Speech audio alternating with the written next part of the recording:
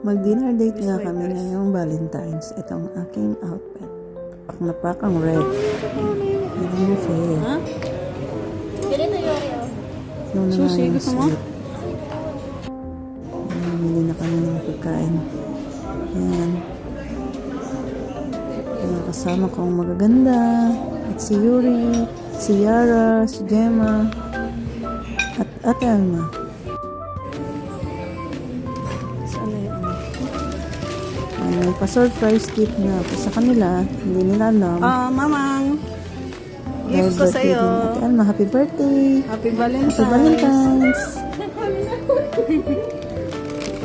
Yan. Dahil deserve naman nila yan. Mga hardworking Ayun din, moms. meron. Happy Valentine's. Ayan si Yara. May gift din. Then next si Madam Gemma.